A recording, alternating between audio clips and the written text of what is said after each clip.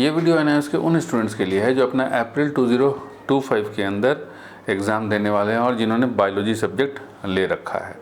अगर आपका physics chemistry है तो इसका ऑलरेडी सिलेबस डाल रखें। अब देखिए यहाँ पर इस वीडियो के अंदर हम डिस्कस करेंगे बायोलॉजी के सिलेबस, पासिंग मार्क्स, टीएमए और स्ट्रेटेजी के बारे में।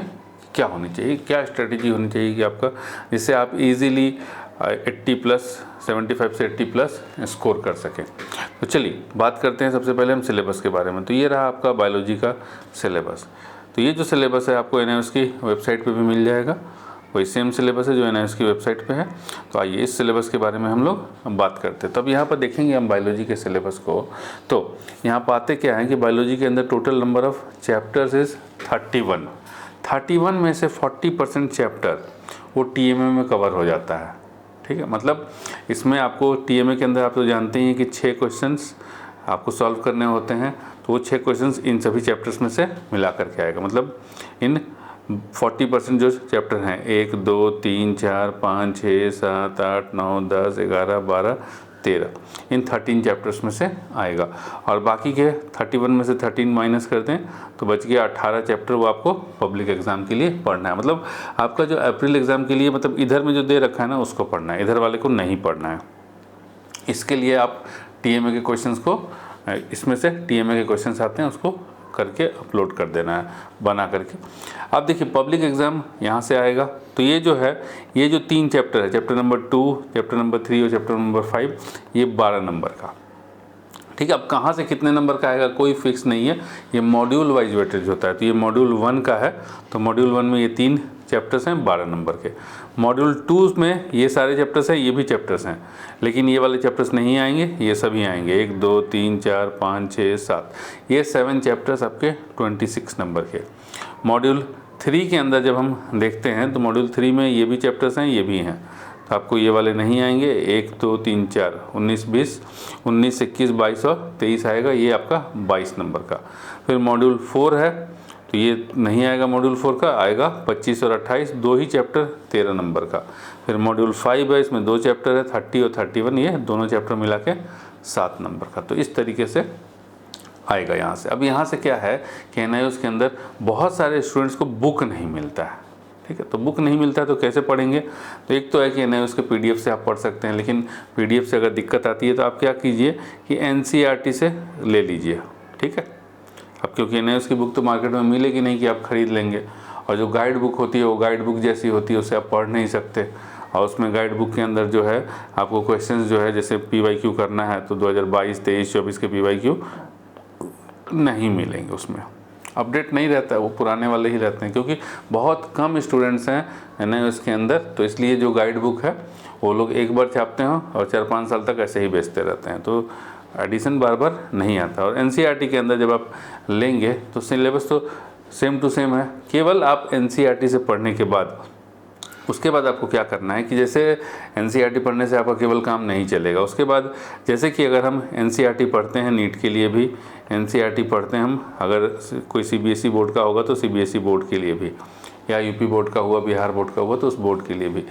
लेकिन नीट के लिए हम नीट के एनसीईआरटी पढ़ने के बाद नीट के पीवाईक्यू लगाते हैं, सीबीएसई बोर्ड के लिए एनसीईआरटी पढ़ने के बाद हम सीबीएसई बोर्ड के पीवाईक्यू लगाते हैं। तो उसी तरीके से एनआईओएस के लिए एनसीईआरटी पढ़ने के बाद आप एनआईओएस के क्या करेंगे, पीवाईक्यू लगाएंगे। लेकिन पीवाईक्यू लगाने से पहले आपको कुछ काम कर लेना है।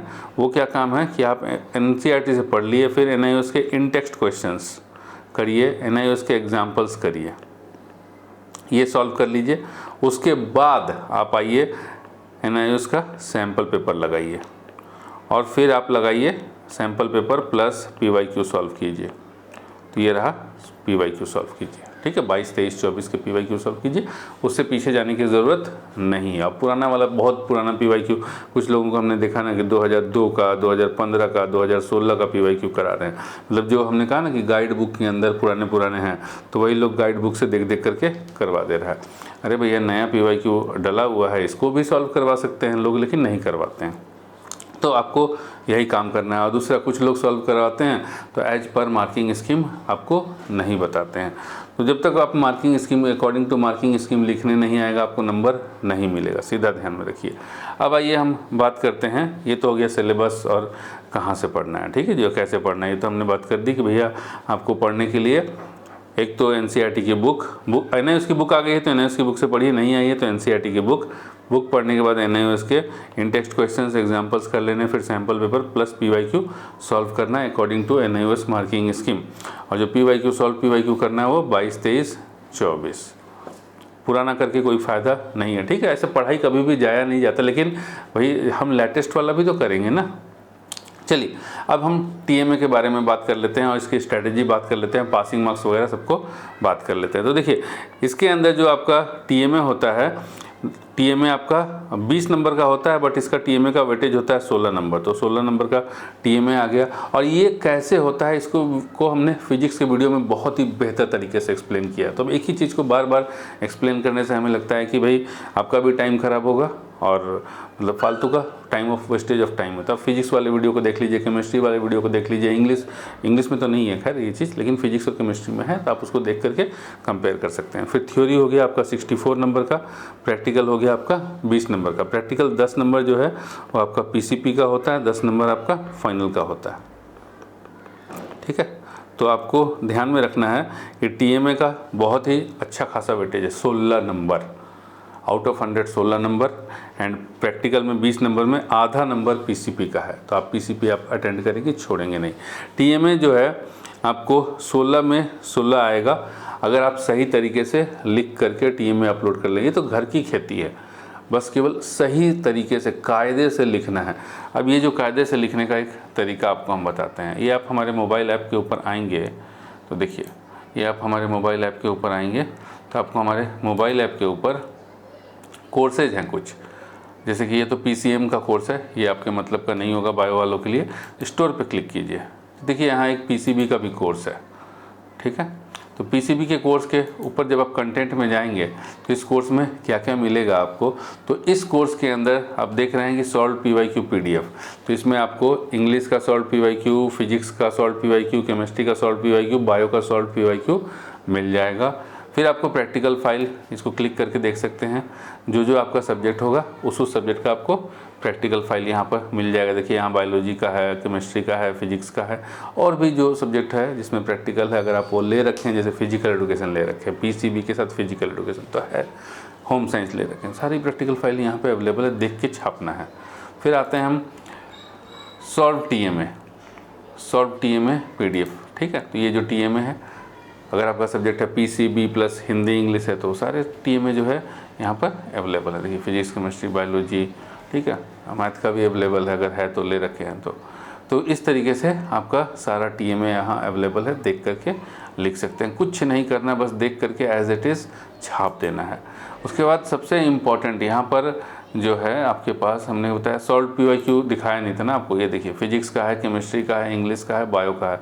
बायो का भी 2 पीवाईक्यू है, इसको अपडेट कर रहे हैं, धीरे धीरे करके सारी पीवाईक्यूज़ आपको मिल जाएंगी, कम से कम 4 से 5 पीवाईक्यू मिल जाएंगे। हमने कहा ना कि 22, 23, 24, ठीक है, इतना आप कर लीजिए। तो 23, 24 आप आपको देंगे, अप्रैल भी देंगे, अक्टूबर भी देंगे। तो यहाँ जो हमने डाल रखा है, यहाँ 24 का देखिए, 24 का एक डाल रखा है और 23 का एक डाल रखा है। इसके बाद अक्टूबर का हमारे पास आ गया है, तो जनवरी तक हम ये पूरा कंप्लीट कर देंगे। अक्टूबर वाला भी आपको मिल जाएगा, ठीक है। 2 फाइल्स यहाँ पे हम और डाल देंगे तो 4 फाइल हो जाएंगी। कोशिश करेंगे कि और ज़्यादा हो, बट एटलीस्ट आपको 4 तो मिलेगा ही मिलेगा। फिजिक्स के अंदर 5 है तो फिजिक्स के अंदर 6 मिलेगा, केमिस्ट्री के अंदर 5 मिलेगा, इंग्लिश के अंदर एक और बढ़ेगा, 7 मिलेगा। अक्टूबर वाले हम इसमें डाल देंगे। तो यहाँ ये जो कोर्स की प्राइस है, ठीक है, ये देखिए पीवाईक्यू करना बहुत ही मस्ट है बेटा। अगर पीवाईक्यू नहीं करोगे तो आपको जो आपका ड्रीम है ना कि हम एनआईओएस में बेहतर स्कोर करें बोर्ड के अंदर, वो आप फुलफिल नहीं कर पाओगे। तो इसीलिए ये जो इंडिविजुअल जो कोर्सेज होते हैं पीवाईक्यू के, ये 250-250 रुपये के, तो 1000 रुपये के तो यही आपके कोर्स हो जाएंगे। अभी नहीं लोगे तो आपको बाद में लेना पड़ेगा, ठीक। क्यों लेना पड़ेगा? क्योंकि देखिए हमारे सिवा कोई भी आपको न्यू वाले पीवाईक्यू नहीं देगा, क्योंकि बहुत टाइम लगता है इस पीवाईक्यू करने में। इस पीसीबी के कोर्स को लाने के में ही, जैसे पीसीएम और पीसीबी के अंदर आप देखेंगे तो 20 दिन का गैप लग गया मुझे बायोलॉजी करने में। तो समय लगता है किसी भी चीज़ को करने के लिए।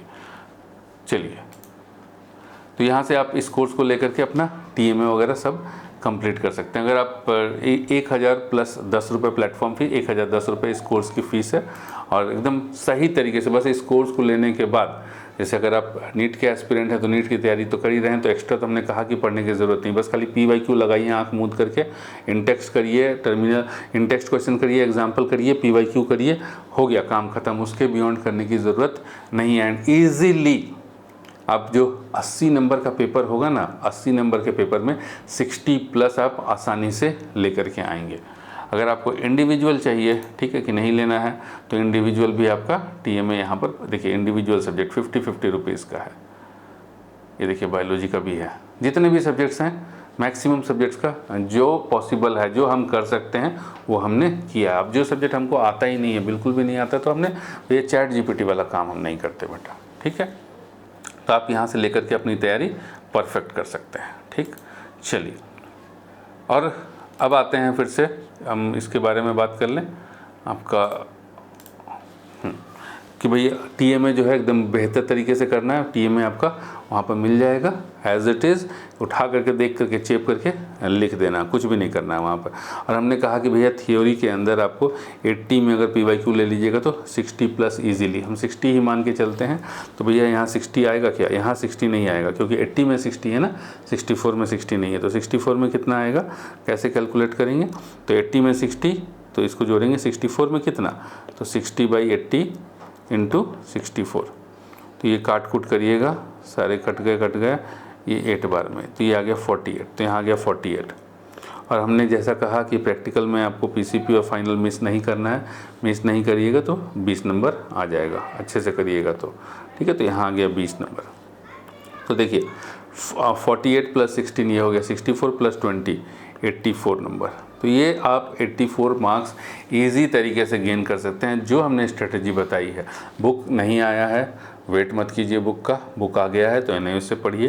एंड साथ में अगर आप PYQ नहीं करते हो बेटा, तो आप नहीं कर पाओगे। अच्छा, क्यों नहीं कर पाओगे? जैसे कि नीट के लिए हम नीट की PYQ लगाते हैं, CBSE बोर्ड होता है या फिर दूसरा कोई बोर्ड होता है, तो हम उस बोर्ड के एग्ज़ाम देने के लिए उस बोर्ड की PYQ लगाते हैं। तो उसी तरीके से NIOS के लिए NIOS का PYQ लगाना मस्ट है, ठीक है। तो उम्मीद करते हैं आप इस स्ट्रेटेजी के साथ चलेंगे एंड आपका जो ये जो जर्नी है 84 या 84 प्लस वो अचीव कर पाएंगे।